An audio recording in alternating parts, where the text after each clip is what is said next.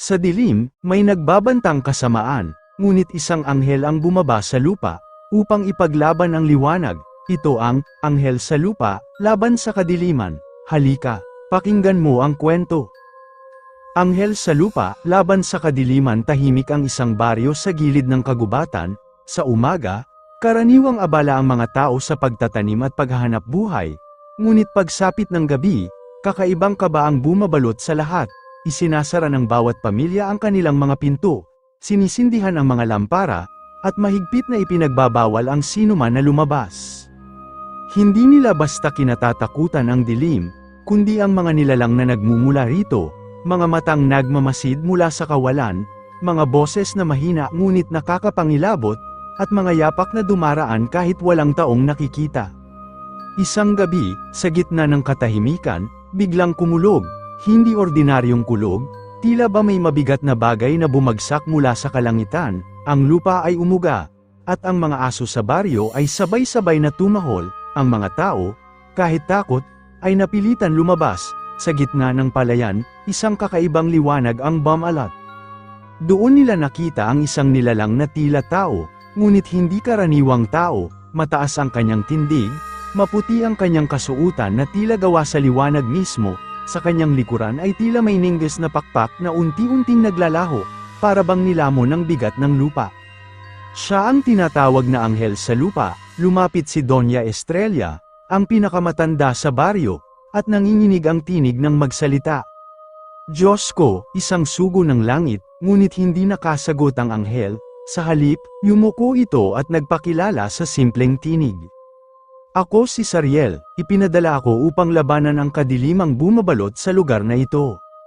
Nagkatinginan ang mga tao, halong takot at pag-asa, ilang taon na silang nagdurusa, hindi makalabas ng kanilang baryo tuwing gabi, may mga nawawala, may mga tinatagpuan na bangkay na tila pinaghirapan at pinahirapan, hindi nila alam kung ano ang tunay na nilalang na bumibiktima, ngunit batid nila na hindi ito gawa ng tao. Kinabukasan, nagtipon ang mga tao sa gitna ng baryo, naroon si Sariel, nakaupo na parabang isang karaniwang mamamayan, bagaman halatang hindi siya mula rito. Ang kanyang mga mata ay tila kayang tumagos sa bawat isa. Sabihin ninyo sa akin kung kailan nagsimula ang lahat ng ito, utos niya. Umungot si Mang Elias, ang pinuno ng mga magsasaka. Noong bata pa ako, wala pang ganyang lagim, ngunit isang gabi, may bumangis sa ating mga hayop, akala namin ligaw na hayop lamang. Pero makalipas ang ilang buwan, mga tao na ang nawawala, hanggang sa dumami, at dumami, ang gabi ng panggugulo. Simula noon, wala nang naglakas loob na lumabas sa dilim. Tahimik na nakinig si Sariel, matapos ay pumikit siya, parang nakikinig sa mga tinig na hindi maririnig ng karaniwang tao. Nang imulat niya ang mga mata, malamig ang kanyang tinig. Hindi sila basta halimaw, may puwersang mas malaki ang ugat nito, at ito'y nagpapalakas tuwing natatakot kayo. Ang takot ninyo ang siyang kanilang pagkain, nanginginig ang lahat. Kung ganun, paano namin malalabanan? Tanong ng isang ginang, dahan-daang tumayo si Sariel, hindi sapat ang tibak o apoy, kailangang tibayan ang loob, harapin ang gabi, at huwag hayaang lamunin ng takot, ngunit alam ng lahat na madaling sabihin yun kaysa gawin. Kinagabihan, pumayag si Sariel na samahan ng ilang kalalakihan na bantayan ang baryo, bitbit ng mga magsasaka ang kanilang mga itak at sibat, samantalang si Sariel ay walang dala maliban sa liwanag ng kanyang presensya. Sa unang oras ng pagbabantay, katahimikan lamang ang bumalat, ngunit nang sumapit ang hating gabi, biglang bumigat ang hangin, ang mga aso ay muling tumahol, at ang mga lampara ng bawat bahay ay tila nagbabaga, naglalaro sa apoy na parang gustong mamatay. Mula sa kakahuyan, may narinig silang ungol, hindi ito parang hayop, hindi rin parang tao, parang pinagsamang hininga ng libu-libong bibig na sabay-sabay humihinga. Unti-unti, lumitaw ang mga mata, maraming pares ng mata, kumikislap sa kadiliman. Diyos ko, bulong ng isang magsasaka, ngunit bago pa siya lamunin ng takot, sumigaw si Sariel. Huwag kayong titingin sa kanila, manalig kayo at huwag manghina. Itinaas niya ang kanyang kamay, mula sa kanyang palad ay kumislap ang isang liwanag na tila araw na pamunit sa dilim. Sumigaw ang mga nilalang mula sa kakahuyan, malalakas na tunog na nagpatayo ng balahibo sa lahat. Ngunit hindi sila lumapit, bagkus ay umurong pabalik sa kalaliman. Matapos ang gabing yon, lalong tumibay ang paniniwala ng mga tao kay Sariel, ngunit may iilan na hindi kumbinsido. Kung totoo siyang tagapagtanggol, bakit hindi niya agad tapusin ang mga halimaw? Tanong ng ilan. Narinig ito ni Sariel, at malamig ang sagot niya. Hindi ako dumating upang tapusin ang laban sa isang iglap, nariyan sila dahil may pinagmumulan, hanggat hindi natutuntun ang ugat. Babalik at babalik sila, ang kailangan ko ay lakas ninyo, ang paninindigan ninyo, kung wala yun, mawawala ng saysay ang aking misyon. Nagkaroon ng katahimikan, para bang ang kanyang mga salita ay mas mabigat pa kaysa sa mga halimaw sa gabi. Sa sumunod na mga araw, nagsimulang mag-ensayo ang mga kalalakihan at kababaihan, hindi lamang sila sa paggamit ng sandata, kundi sa pagpapatatag ng loob. Araw-araw, pinapalakas ni Sariel ang kanilang loob sa pamamagitan ng pagtuturo. Huwag kayong maniwala sa bulong ng dilim, kapag narinig ninyo ang mga tinig na nagtutulak na sumuko, isara ninyo ang inyong puso, dahil ang tunay na laban, nagsisimula sa loob. Ngunit sa kabila ng lahat, may mga nagdududa pa rin, lalo na si Mateo, isang binatang palaban. Kung totoo siyang sugo, bakit hindi niya ipakita ang kanyang buong lakas? Baka isa rin siya sa mga nilalang na nagpapahirap sa atin. Nang marinig ito, ngumiti lamang si Sariel, ngunit ang kanyang mga mata ay tila mabigat. Darating ang gabi na makikita mo ang buong katotohanan. Isang gabi, habang natutulog ang baryo, biglang bumalik ang mga halimaw, ngunit mas marami, mas mabangis. Ang kanilang mga mata ay kumikislap sa bawat sulok ng kagubatan, ang kanilang mga yapak ay yumanig sa lupa.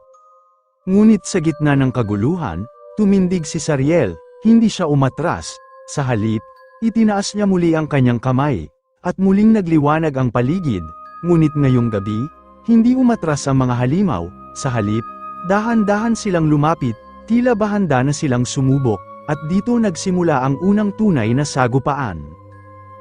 Umugang ang lupa habang dahan-daang sumusulong ang mga halimaw, ang kanilang mga matay kumikislap na tila bagay-baga na hindi nauubos, ang kanilang hininga ay malamig at mabigat, parang hanging nagdadala ng kamatayan. Humakbang si Sariel, nakaharap sa kanila, ang mga magsasakang kasama niya ay nanginginig ang mga kamay, hawak ang mga itak na kanina pa kumakabog sa balikat nila. Tumayo kayo sa likuran ko, mariing sabi ng anghel, ngayon ninyo makikita kung paano lumalaban ang liwanag. Ngunit si Mateo, ang binatang palaban, ay umabante, hindi ko hahayaang ikaw lang ang kumilos, kung nilalang kang isinugo, kami naman ang taong ipinanganak dito, baryo namin ito. Hinawakan siya ni Sariel sa balikat, mabilis na lumamig ang kanyang loob, para bang naipasa sa kanya ang isang kapiraso ng lakas mula sa anghel, tumango siya, bagamat bakas pa rin ang takot sa kanyang mukha. Ang mga nilalang ay lumapit pa, at mula sa kanilang bunganga ay lumabas ang tunog na parang halakhak na basag, bawat tunog ay parang sibat na tumatagos sa tenga, ang ilan sa mga magsasaka ay napaluhod sa sakit, hawak ang kanilang mga ulo. Itinaas ni Sariel ang kanyang kamay, mula sa kanyang palad ay kumawala ang bugso ng liwanag, hindi liwanag ng apoy, kundi tila mismong ningning ng araw, tinamaan ang harapan ng mga halimaw, at sila'y umurong, kamakawag at sumisigaw na parang nasusunog kahit walang apoy. Ngunit hindi lahat ay umatras, may ilan na nagtagumpay na makalapit, ang kanilang katawan ay kakaibang anyo, mahahabang braso, balat na tila nababalutan ng putik at dugo, at mga kuko na singhaba ng sibat. Isa sa kanila ang sumugod, mabilis na parang hayop, samalubong si Mateo at buong lakas na hinato ng kanyang itak, tumama ang talam. Ngunit sa halip na dugo, kulay maitim na likido ang bumulwak, nagsisigaw ang nilalang, ngunit hindi ito agad bumagsak. Tapusin mo, sigaw ni Sariel, humugat ng lakas si Mateo at muling hinato, hanggang sa tumigil ang halimaw sa kanyang paanan, naglalaho ang kislap sa mga mata nito, nanginginig si Mateo, ngunit sa unang pagkakataon, hindi siya umatras. Samantala, si Sariel ay nakikipaglaban sa tatlong nilalang na sabay-sabay na sumugod, bawat kilos niya ay mabilis at eksakto, tila ba ang liwanag mismo ang kanyang sandata, sa bawat hampas ng kanyang mga kamay, may mga alon ng ningning na sumasapol sa mga halimaw, sinusunog ang kanilang balat at tinutulak sila pabalik. Ngunit habang lumalaban siya, napansin niyang hindi nauubos ang mga kalaban, sa halip, dumarami pa sila, parang bawat pagsigaw ng isa, may bagong nilalang na umuusbong mula sa kadiliman ng kagubatan. Hindi sila nauubos, bulong ni Mang Elias habang patuloy na nagtatago sa likod ng bakod, para silang dumadaloy mula sa mismong lupa. Narinig ito ni Sariel, tama ka, may pinagmumulan sila, at hanggat hindi iyon natatagpuan, walang katapusan ang ating laban. Sa kalagitnaan ng sagupaan, biglang bumukas ang lupa sa gitna ng palayan, isang itim na singaw ang kumawala, amoy bulok na laman at kalawang, ang mga halimaw ay tila lalo pang nabaliw, nagsisigawan at sabay-sabay na sumugod sa liwanag ni Sariel, isang nilalang ang mas malaki kaysa sa iba, mataas, may mahahabang galami na gumagapang sa lupa, ang kanyang mga mata ay kulay dugo, at bawat hakbang niya ay nag-iiwan ng bakas na agad na nagiging tuyo at tigang. Yan ang kanilang pinuno, bulong ni Sariel, kung matatalo siya, mahihina ang iba. Napasigaw ang mga tao sa baryo nang makita ito mula sa kanilang mga bintana, ang iba'y nanalangin, ang iba na may napahagulgol, ngunit sa gitna ng takot, may apoy ding sumiklab, lalo na sa puso ni Mateo. Kung siya ang pinuno, ako ang tatapos sa kanya. Tumakbo si Mateo, hawak ang kanyang itak, at sumugod patungo sa dambuhalang halimaw, ngunit bago pa siya makalapit, isang galami ang samalo sa kanya at itinapon siya palayo, bumagsak sa lupa na parang basang sako. Mateo, sigaw ng mga magsasaka, dali-daling lumapit si Sariel at itinaas ang kanyang mga kamay, ang liwanag mula sa kanyang palad ay bumuo ng harang, tinataboy ang mga galami, lumapit siya kay Mateo, tinulungan itong tumayo. Hindi sapat ang tapang lang, malamig na wika ng anghel, kailangan ng lakas at disiplina, huwag kang magpapadala sa galit. Nakahinga si Mateo, pinahid ang dugo sa kanyang labi, at tumango, turuan mo ako, pero ngayon, lumaban tayo.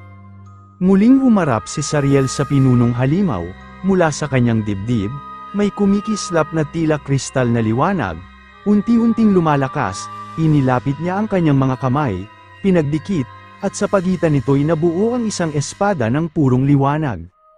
Ang mga magsasaka ay namangha, napaluhod ang ilan. Labanan natin ang dilim, bulong ng anghel, bago sumugod.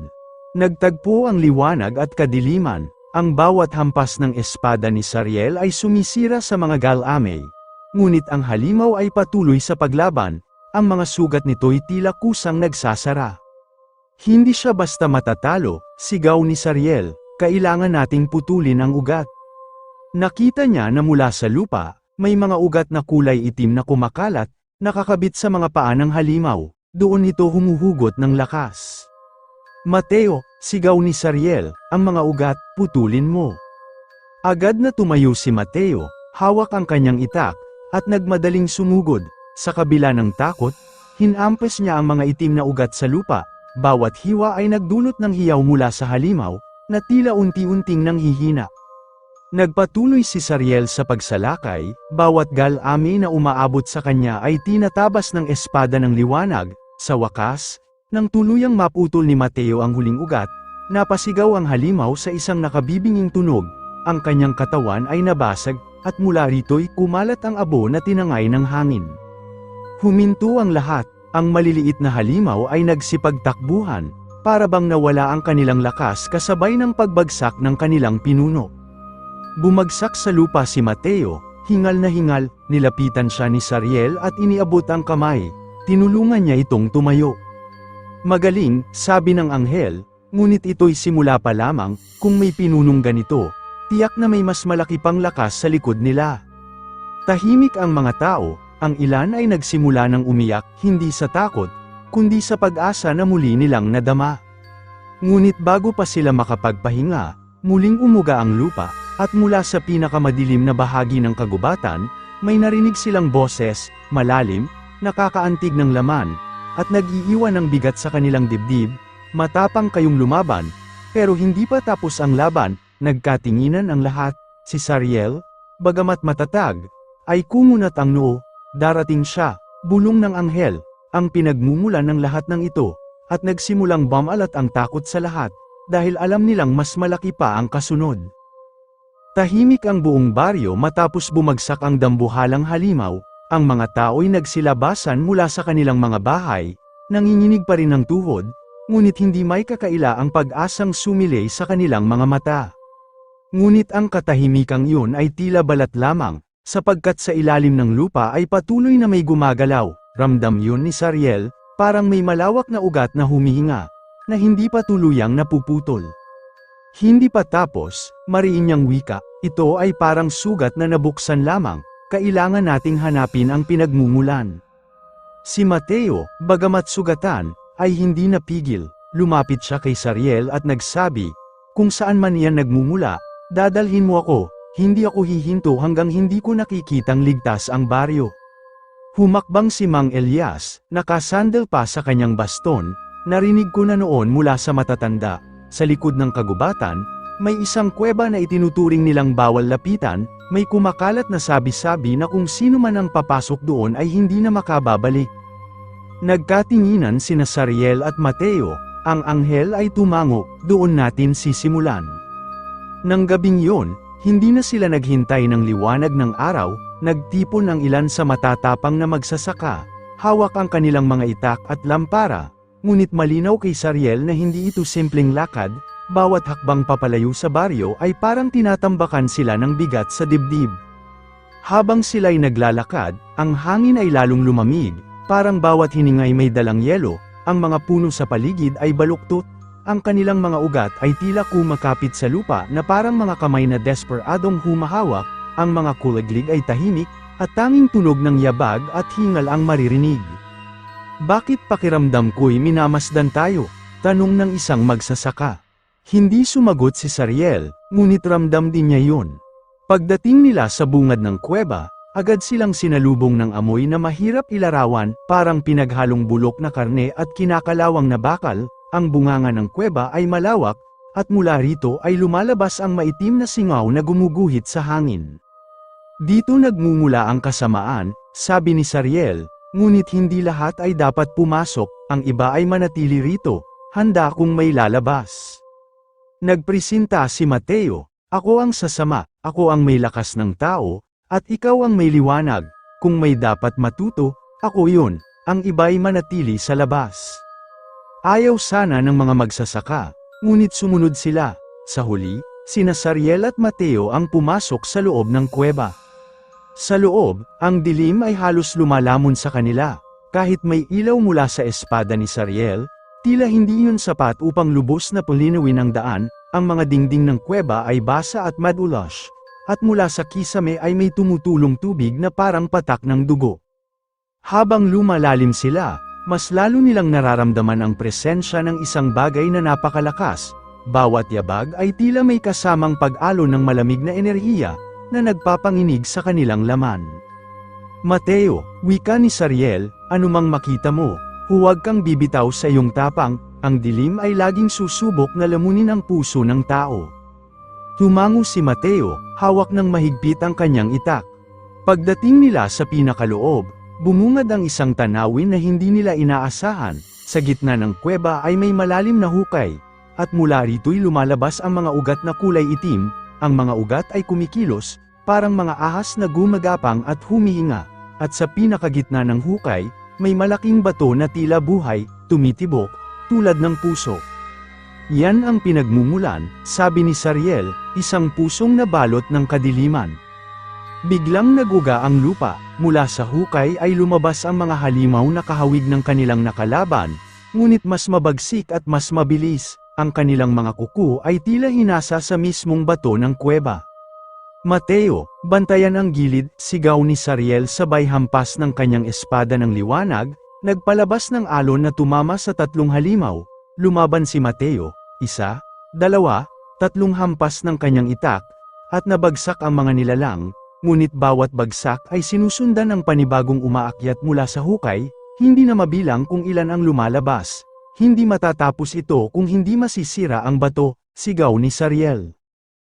Agad siyang tumalon patungo sa hukay, Pilit na nilalapitan ang pusong bato, ngunit bago siya makarating, isang dambuhalang halimaw ang lumitaw mula sa ilalim, ang kanyang katawan ay balot ng matitigas na kaliskis, at ang kanyang mukha'y tila pinagtagpi-tagping panga ng hayop, ang kanyang braso ay kasing laki ng puno, at bawat galaw ay nagdudulot ng lindol sa buong kuweba.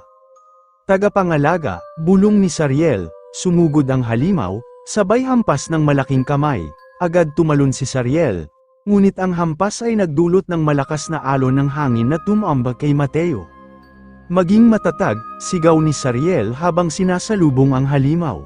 Tumama ang espada ng liwanag sa balat ng nilalang, ngunit hindi ito agad nasugatan, ang kaliskis nito'y sobrang tigas, halos hindi tinatablan, sa bawat saksak at hampas, nag-iiwan lamang ito ng mabababaw na marka. Mateo, hanapin mo ang kahinaan niya. Habang nakikipaglaban si Sariel, napansin ni Mateo na sa bawat galaw ng nilalang, may mga ugat mula sa bato na nakakabit sa kanyang likod, doon siya kumukuha ng lakas. Ang mga ugat, sigaw ni Mateo, kailangan putulin. Buong tapang siyang tumakbo, hinato ang isa sa mga ugat, napasigaw ang nilalang, bahagyang nanghina, nakakita ng pagkakataon si Sariel at sinaksak ang espada sa pagitan ng mga kaliskis, naglabas ng liwanag na palm unit sa laman nito. Ngunit hindi pa rin ito bumagsak, sa halip, mas lalo itong nagngalit, at isang hampas ng braso ang nagpalipad kay Sariel palayo, tumama sa pader ng kuweba. Anghel, sigaw ni Mateo, patakbo sa kanya, ngunit bago siya makalapit, isang kamay ng halimaw ang sumalo sa kanya. Pinilit niyang kumawala, ang itak niya ay hamampas sa laman, ngunit halos hindi tumalab. Mateo, pilit na bumangon si Sariel, nakataas ang espada, ang liwanag mula rito'y nagsimulang magningning ng higit kaysa dati. Liwanag ng langit, isama mo ako sa lakas na ito, bulong ng anghel. Mula sa kanyang espada ay kumawala ang matinding alab ng liwanag, nagmistulang kidlat sa loob ng kuweba, nataman ang kamay ng halimaw, at nabitawan nito si Mateo. Hindi na nag-aksaya ng oras ang binata, muling hinato ang mga ugat sa likod ng halimaw, pinuputol isa-isa habang si Sariel ay patuloy na sumasalakay mula sa harapan, sa bawat putol ng ugat, mas lalong nanghihina ang halimaw, hanggang sa wakas, natamba ito, at bumulagta sa harap ng hukay, ngunit hindi iyon ang wakas, sapagkat ang pusong bato mismo ay nagsimulang magbitak, naglalabas ng mas mabagsik na enerhiya. Mateo, hingal na sabi ni Sariel, ang tunay na laban, magsisimula pa laman. Nagbitak ang pusong bato, bawat piraso ng bitak ay naglalabas ng nakakasilaw na kislap na kulay pula, parang apoy na nababalutan ng usok, mula rito'y bumalat ang isang puwersang nagpag-upo sa mga halimaw na naiwan sa paligid ng hukay, ang kanilang katawan ay nagliyab sa maitim na apoy at unti-unting natunaw, para bang isinakripisyo upang palakasin ang pusong iyon. Mateo, bulong ni Sariel, mahigpit ang hawak sa espada, ito na ang tunay na pinagmumulan. Biglang bumagsak ang paligid ng kuweba, nagbagsakan ang ilang bato, at ang hukay ay lalong lumawak, ang pusong bato'y nag-angat, at sa unti-unting pagbuka nito ay lumabas ang isang anyo na nakakatindig balahibo, isang nilalang na halos kasing laki ng buong kuweba, katawan ay balot ng pulang guhit na kumikislap, at mga mata na tila 2 buwan ng dugo. Mula sa kanyang dibdib, makikita ang pusong batong tuluyang naging buhay, tumitibok ng malakas, bawat tibok ay gumagawa ng alon ng takot. Sa wakas, nagsalita ang nilalang sa tinig na parang nagmumula sa mismong lupa, may mga naglakas loob na humarap sa akin. Nanginginig ang kamay ni Mateo, ngunit hindi siya umatras, hindi kami umatras kahit kanino, hindi ka magtatagumpay dito. Tumawa ang nilalang, ang tinig nito'y nagpagalaw sa buong kuweba, ako ang pusod ng dilim, bawat ugat na nakikita ninyo'y dumadaloy mula sa akin, wala kayong magagawa kundi maging abo. Hindi nag-aksaya ng oras si Sariel, mabilis siyang sumugod, itinataas ang espada ng liwanag at inundayan ang dibdib ng halimaw, tumama ang liwanag, ngunit agad itong pinigilan ng makapal na balat na parang bakal, nagliyab ang paligid, at si Sariel ay itinulak palayo ng isang hampas ng malakas na hangin. Anghel, sigaw ni Mateo, sabay takbo patungo sa kaibigan. Ngunit bago siya makarating, sumulpot mula sa lupa ang mga ugat na parang ahas. Binalot nito ang kanyang mga paa at binti. Pilit siyang hinihila pababa. Pinilit niyang kumawala. Hinahampas ng itak. Ngunit sa bawat putol ay may sumusulpot pang mas marami. "Mateo, labanan mo," sigaw ni Sariel habang bumabangon. Ginamit ng nilalang ang kanyang kamay upang buuin ang isang bola ng pulang enerhiya. Ibinato niya ito kay Sariel, at sa pagsabog ay nabuo ang alon ng init na nagpaluhod sa buong kuweba. Napilitan si Sariel na bumuo ng harang mula sa kanyang espada, isang bilog na liwanag na pumihil sa paglagablab. Ngunit halatang nahihirapan siya, bawat segundo ay kumakain ng kanyang lakas. "Kung hindi natin sisirain ang kanyang puso," sigaw ni Sariel, hinding-hindi siya titigil. Narinig iyon ni Mateo, buong lakas niyang hinampes ang mga ugat na pumipigil sa kanya. Sa huling sipa, nakawala siya at agad na tumakbo. Hawak ang itak, sinugod niya ang nilalang, tumalon, at pinilit na abutin ang pusong tibok ng halimaw. Ngunit bago siya makasaksak, sinalo siya ng isang kamay, piniga siya nito ng parang laruan, at halos mawalan siya ng hangin. "Tao ka lang," bulong ng nilalang, "hindi ka nararapat humawak ng tapang." Ngunit bago tuluyang madurog si Mateo, biglang kumislap ang kanyang itak, ang mga markang hindi niya napansin noon ay nagningning, tila tumugon sa liwanag ni Sariel. Nagulat ang nilalang at bahagyang nabitawan siya. Nakapagsalita si Sariel kahit hirap, "Mateo, ang puso mo ang nagbibigay lakas, huwag kang susuko." Napasinghap si Mateo, binalot siya ng kakaibang init, hindi mula sa apoy ng dilim, kundi mula sa liwanag na tila pumapasok sa kanyang laman. Tumalon siya muli, hawak ang kanyang itak na ngayoy parang bagong pinanday, kumikislap sa bughaw na ningning. Tumama ang kanyang atake sa isa sa mga pulang guhit ng halimaw. Sa wakas, nagmarka ng malalim na hiwa, napasigaw ang nilalang sa sakit, at ang buong kuweba'y umuga na parang guguho. "Mateo, ulitin mo," sigaw ni Sariel, nagkasabay silang dalawa. Si Sariel ay umatake mula sa kanan gamit ang espada ng liwanag, habang si Mateo ay tumalon mula sa kaliwa. Tumama ang dalawang sandata sa katawan ng halimaw, nagdulot ng malalalim na sugat na nagpalabas ng itim na likido, ngunit imbes na bumagsak, lalo itong nagngit-ngit. Mula sa kanyang katawan ay sumulpot ang daan-daang ugat, kumalat sa buong kuweba, at pinilit yakapin ang lahat ng bagay. "Hindi tayo makakaalis hanggat hindi siya bumabagsak," sabi ni Sariel, hingal na hingal. "Kung ganon," sagot ni Mateo, "tatapusin natin ngayon." Nag-angat ng espada si Sariel at nagsimulang bumigkas ng mga salita sa wikang hindi naintindihan ni Mateo. Sa bawat salita, ang espada ay lalong nagningning, hanggang sa halos hindi na makatingin si Mateo sa sobrang liwanag. "Mateo," sigaw ni Sariel, "kailangan ko ng huling hampas, sabayan mo ako." Muling sumugod ang pusod ng dilim, ang kanyang mga matay nagliliyab, diniretso niya ang dalawang kamay, sabay buo ng napakalaking bola ng pulang enerhiya. Si Mateo at Sariel ay tumakbo ng sabay, hindi alintana ang panganib. Sa huling segundo bago tumama ang bola ng enerhiya, magkasabay nilang hinampes ang kanilang mga sandata. Nagbanggaan ang liwanag at dilim, sumabog ang buong kuweba sa ingay at apoy. Sa loob ng mga segundo, walang makitang anuman kundi liwanag, ang hangin ay tila pinunit, at ang mga ugat ay nagliyab bago tuluyang naglaho. Nang hamupa ang lahat, nakita nilang nakaluhod ang nilalang, ang kanyang katawan ay nabubulok at naglalagas. Ngunit bago siya tuluyang maglaho, ngumisi siya at nagsalita, "Hindi ako ang katapusan, may mas dakila pa kaysa sa akin, at siya'y darating." At tuluyan siyang nadurog, nagbago sa abo at naglaho sa hangin. Tahimik ang kuweba. Si Mateo ay halos matamba, nanginginig at hingal. Nilapitan siya ni Sariel at inalalayan. "Matapang ka, Mateo, ang liwanag sa iyong puso ang tumulong sa atin." Ngunit totoo ang kanyang sinabi, hindi pa ito ang katapusan. Nagkatinginan silang dalawa, ang kanilang laban ay hindi pa tapos, ang baryo'y ligtas ngayon. Ngunit ang anino ng mas malaking panganib ay nagbabadya, kung may darating pang mas malakas, sabi ni Mateo. "Handa akong lumaban." Tumango si Sariel, nakatingin sa bunganga ng kuweba na ngayoy nagsisimula ng gumuho. at sabay tayong haharapin. Gumuho ang kuweba sa kanilang paligid, habang bumabagsak ang malalaking bato, tinulungan ni Sariel si Mateo palabas, tumakbo sila, sumisingit sa mga bitak ng lupa, hanggang sa wakas ay nakalabas sila sa kagubatan, ang hangin sa labas ay malamig. Ngunit mas mahirap tanggapin ang tanawin na sumalubong sa kanila.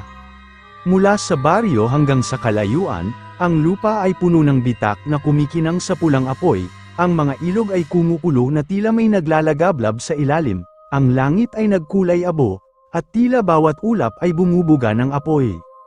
Diyos ko, bulong ni Mateo, hawak ang dibdib, hindi lang pala ang baryo ang nasa panganib.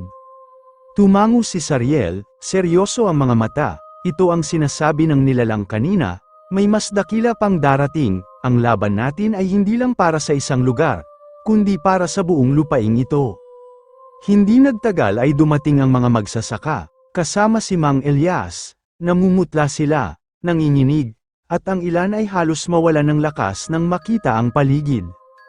Ano itong nangyayari? Tanong ni Elias, akala namin tapos na. Hindi pa, sagot ni Sariel, ang pusod ng dilim ay isang bahagi lamang ng mas malaking kapangyarihan, ang pagbagsak niya ang nagbukas ng daan para sa kanyang pinagmulan.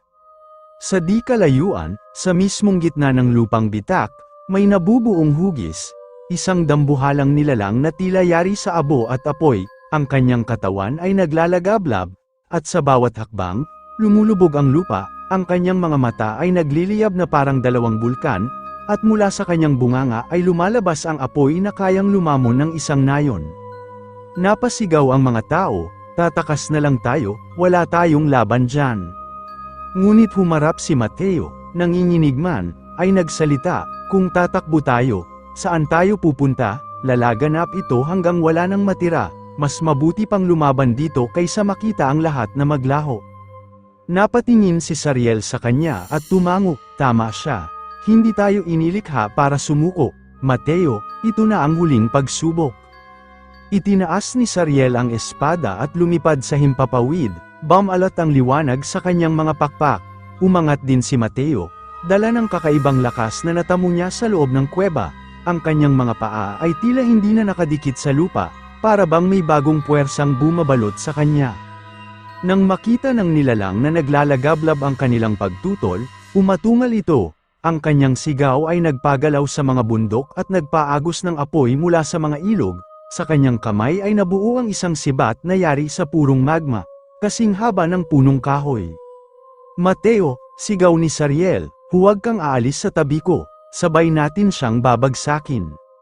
Sabay silang sumugod, tumama ang espada ni Sariel sa braso ng nilalang, nagbigay ng hiwa na nagpalabas ng lava, ang itak naman ni Mateo, bagamat mas maliit, ay tumama sa binti ng halimaw at nag-iwan ng marka na kumislap sa bughaw. Ngunit sa bawat sugat na kanilang ibinibigay, muling nagsasara ang katawan ng nilalang, tila walang hangganan ang kanyang lakas. Nakakabawi siya, hingal ni Mateo, paano natin siya tatalunin? Hindi sa pamamagitan ng lakas lang, sagot ni Sariel, kundi sa pamamagitan ng liwanag na pinagsasaluhan natin. Humawak si Sariel sa balikat ni Mateo, pakinggan mo ako, ang espada ko'y gawa sa liwanag ng langit, at ang sayo'y pinanday ng katatagan ng tao, kung pagsasamahin natin ang dalawang ito, may pag-asa tayo. Tumango si Mateo, sabihin mo kung paano, isang sabayang atake, kailangang sabay nating itarak ang ating sandata sa kanyang puso, ngunit kapag nagawa natin yon, baka hindi na tayo makaligtas sa lakas ng pagsabog, hindi nagdalawang isip si Mateo, kung iyon ang kailangan, gagawin ko, para sa baryo, para sa lahat. Muli silang sumugod, sinubukan silang pigilan ng nilalang gamit ang kanyang sibat ng magma, ngunit sinalubong ito ni Sariel ng liwanag mula sa espada, sa pagsalpukan ng dalawa, sumabog ang hangin na nagpatalsik sa mga bato at puno.